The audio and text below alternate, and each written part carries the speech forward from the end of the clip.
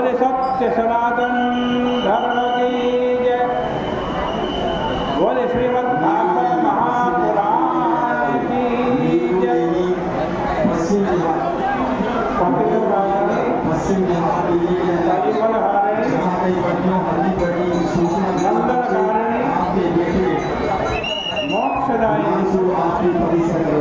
माँ गंगा मैया का ये पवित्र तीर्थ हल्दी बेड़ी ब्रह्मकुंड है। श्रीमद् भागवत जी की चर्चा आप श्रवण कर रहे थे। श्रीमद् भागवत जी के दशम स्कंद के 78वें अध्याय पर हम पहुँचे हैं। श्री सुखदेव जी महाराज कहते हैं कि परीक्षित, साधु के मारे जाने पर जब भगवान युद्ध भूमि से द्वारिका में जाने लगे तब दंत वक्त्र वहाँ पर आ गया। वह शिशुपाल और शाल्व का मित्र था। उसने अकेले ही श्री कृष्ण से युद्ध छेड़ दिया और वह उनके प्रति अंट संट बकने लगा। बोला कि आज मैं अपने मित्रों का ऋण उतारूंगा। यह कहकर उसने श्री कृष्ण पर अपनी गदा चलाई, लेकिन श्री कृष्ण ने उसकी गदा की परवाह नहीं की और अपनी कौमोद की गदा से उस पर ऐसा प्रहार किया कि वो खून उगलता हुआ वहीं गिर गया। उसके शरीर से एक ज्योति निकल करके भगवान श्री कृष्ण के शरीर में प्रविष्ट हो गई।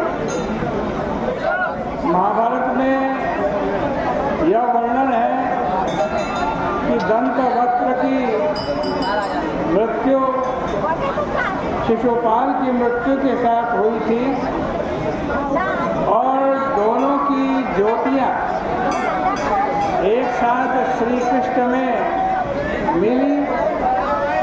परंतु श्रीमद् भागवत में दोनों की मृत्यु अलग अलग वर्णित है। दंत वक्त्र उसकी मृत्यु के बाद उसका भाई विदुरथ लड़ने के लिए आया और उसको भी भगवान ने मार दिया। कमला देवी के लिए फिर भगवान विजयी होकर के द्वारिका में प्रविष्ट हुए। भगवान तो सदा ही विजयी हैं, सहज ही उनमें उत्कर्ष है। पशु दृष्टि अथवा भेद दृष्टि वालों को ही ऐसा मालूम पड़ता है कि वे कभी हार जाते हैं, कभी जीत जाते हैं। इसके बाद जब बलराम जी ने सुना कि कौरव और पांडवों में बड़ा भारी युद्ध होने वाला है, तब उन्होंने कहा कि मैं इस युद्ध में पड़ने वाला नहीं हूँ। मैं उनसे उपराम होकर तीर्थ यात्रा पर निकल जाता हूँ। वो तीर्थ यात्रा पर निकल गए। उन्होंने प्रभास क्षेत्र में तर्पण किया। उसके बाद सरस्वती नदी के तट पर गए और वहाँ जिधर से आ रही थी आज उधर चल पड़े। मार्ग में पड़ने वाले प्रसूदक, बिंदुसर, चित्रकूप, सुदर्शन आदि तीर्थों का भ्रमण करके यमुना गंगा के तटवर्ती तीर्थ में होते हुए नैमिषारण्य में पहुंच गए। वहाँ ऋषियों ने उनका बड़ा आदर सत्कार किया।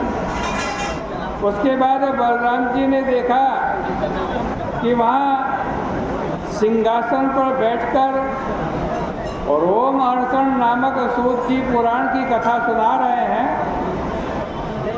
वे बलराम जी को देखकर खड़े नहीं हुए और न ही उनको प्रणाम किया। भाई साहब आपकी इससे बलराम जी को मेहरबानी क्रोध आ गया। ओ भाई साहब